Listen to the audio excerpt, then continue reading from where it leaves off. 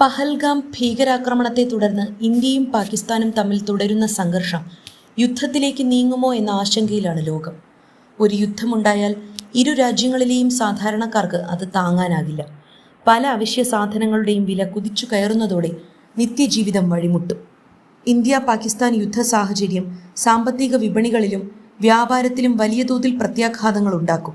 എന്നാൽ ഏതൊക്കെ സാധനങ്ങൾക്ക് വില കൂടുമെന്നത് പല ഘടകങ്ങളെ ആശ്രയിച്ചിരിക്കും. യുദ്ധത്തിൻ്റെ തീവ്രത, ദൈർഘ്യം, അന്താരാഷ്ട്ര ഇടപെടലുകൾ, വിതരണ ശൃംഖലകളുടെ തടസ്സം എന്നിവ അനുസരിച്ചാകും സാധനങ്ങളുടെ വിലക്കയറ്റം.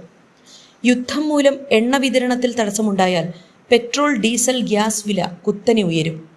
ഇന്ധന വിലവർദ്ധനവ് സുരക്ഷാ പ്രശ്നങ്ങളും ഗതാഗത ചെലവും കൂട്ടും.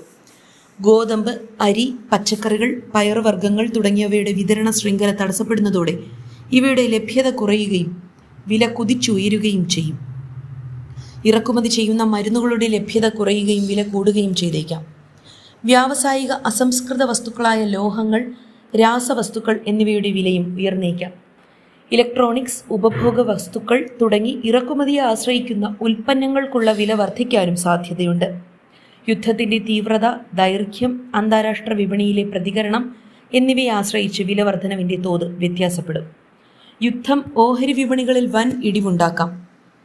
പ്രത്യേകിച്ച് ബാങ്കിംഗ്, ഉപഭോക്തൃ ഉൽപ്പന്നങ്ങൾ, ഓട്ടോമൊബൈൽ തുടങ്ങിയ മേഖലകളിലെ ഓഹരികൾക്ക് വില കുറയാൻ സാധ്യതയുണ്ട്.